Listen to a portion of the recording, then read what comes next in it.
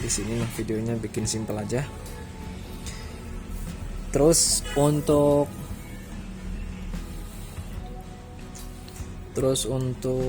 berapa maksimal upgrade-nya? Nah, seri ini belum dicoba untuk upgradean ke versi RAM yang lebih tinggi. Paling kita adanya yang 16 GB. Kita bisa coba pasangin. Jadi 16 GB tambah 4 GB onboardnya jadi 20 GB ya. Lebih dari itu kita nggak ada stoknya. Terus untuk spek Core i3 biasanya pasti bisa di upgrade 16 GB jadi 20 GB, itu kebaca semua 20 GB gitu. Nah biasanya usable-nya kadang ada yang turun segiga atau 2 GB gitu. Kita cek langsung aja ya. Ini saya lepas.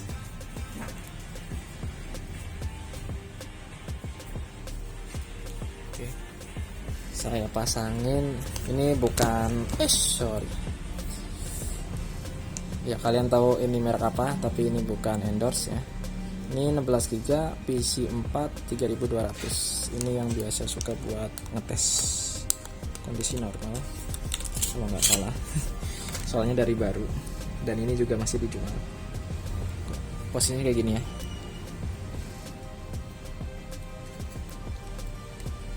Oke, pastikan kanan kirinya masuk semua. Terus barang-barang kanan kirinya dorong ke dalam biar ngunci. Terus kita coba tes. Ya kan, ada jeda. Posisi udah hidup.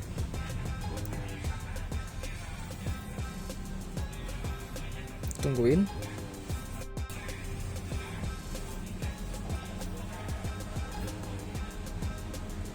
Nah, ya baru tampil.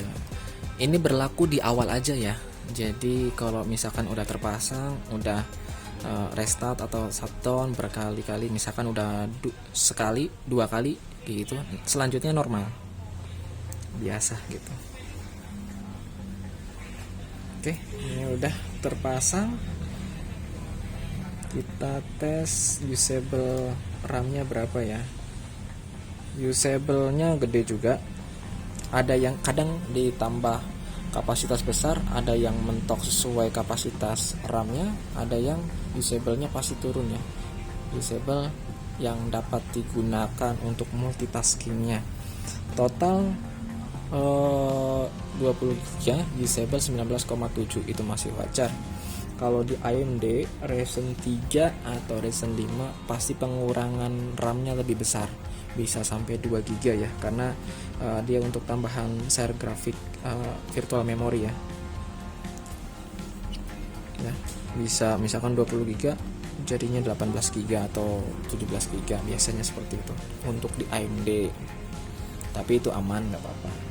Tapi kalau di Intel biasanya pengurangannya sedikit. Oke, itu ya. Jadi misalkan mau di upgrade, garansi masih tetap aman. Yang penting jangan sampai konslet. Intinya harus ekstra hati-hati pemasangannya. Terus dicek untuk soket speed dari bawaan laptopnya berapa. Diusahakan disamakan. Kalau bawaannya 2400 ya, berarti belinya sama speed yang 2400. Kalau bawaannya 2666, kalian bisa pakai yang 2400 atau 3200. Jangan samain. Kadang kalau disamain pakai yang RAM upgrade-annya pakai 2666, seringnya saya tes di sini untuk upgrade itu suka blue screen jatuhnya ya. Oke. Kalau bisa disamain ya. Kalau misalkan di laptopnya pakai yang 3200 terus kebelinya 2400, masih aman, masih oke. Cuman speed RAM-nya ngikutin versi yang terendahnya ya. Walaupun setengah-setengah tapi tetap speed maksimalnya ngikutin yang versi terendahnya. Misalkan bawaannya 3200, di upgrade-nya pakai yang 2400. Jadi speed bawaannya 2400. gitulah ya. Kalau belum paham bisa tulis kolom komentar apa yang ditanyakan. Oke, ini pasang lagi yang 4 giga. Oke, terus dipasang lagi. Sebelum dibaut pastikan kalau kalian di awal buka soket baterai, pasang kembali ya. Nanti udah dibaut-baut lupa nggak dipasang baterainya. Pemasangan kembali backnya, cover belakangnya itu gampang banget, tinggal ditekan ngambang ya, nanti dia ngunci sendiri. Terus oke, sudah, tinggal dipasang lagi bautnya. Terus jangan salah tukar, blur ya, jangan salah tukar baut yang kecil itu bagian depan, pendek ya maksudnya.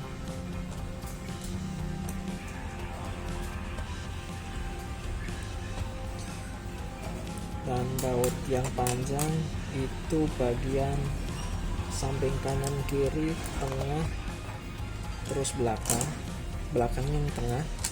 Terus ada lagi yang baut kecil sama kayak yang di bagian depan, itu untuk belakang kanan kiri.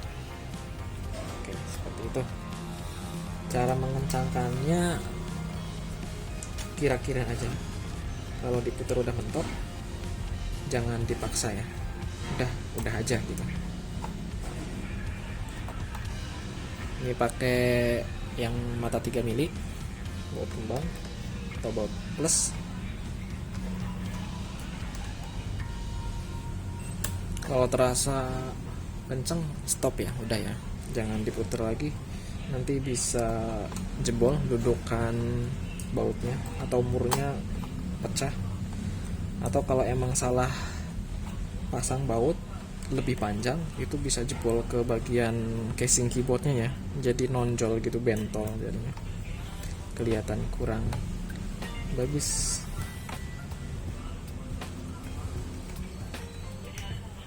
Oke, ini sudah, tinggal dites lagi.